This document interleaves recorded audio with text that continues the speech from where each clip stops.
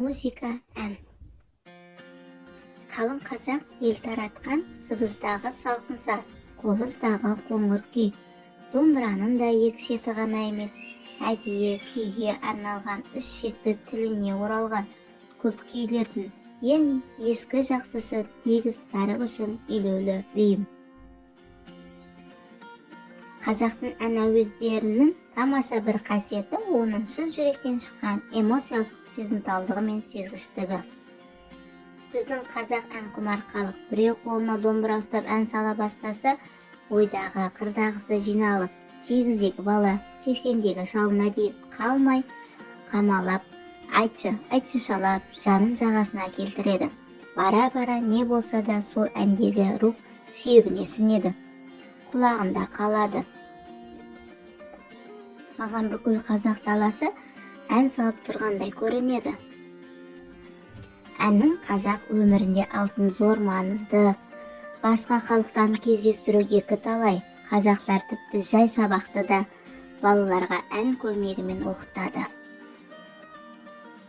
Қолдан істелген екі шекті домбырадан мұндай нәзік, мұндай әсем дыбыстар шығады дегенге мен еш уақытта сенбеген болар едім.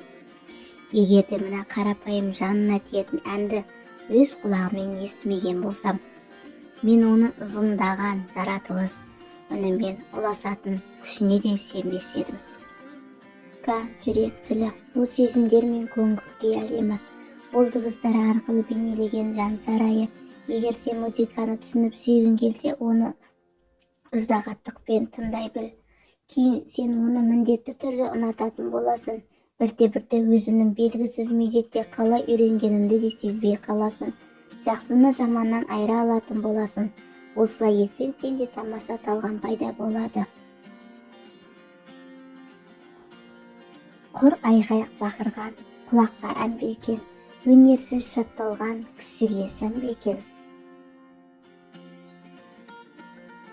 Адамның тіршілігі үшін тамаққа қандай қажет болса, музыка ән күйдің де сондай физиологиялық қажеттілігі бар.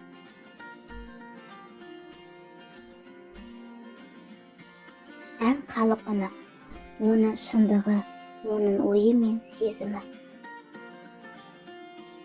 Қазақтың отаншылдық жігеріне толы халық музыкасының ешкімге, ештеңеге ұқсамайтын ерекше тартымдылығы. Сондай қазақ әнін тыңдағанда күллі дала көз алдымнан өткендей болады. Музыканың жұмыс салдарынан пайда болған шаршағандықты ұмыттырып өзіне баурап әкететін қасиеті болады.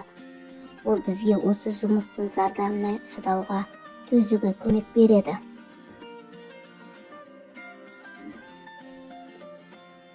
Музыка адам жанын жарқындатып, жалындатуға да тиіс.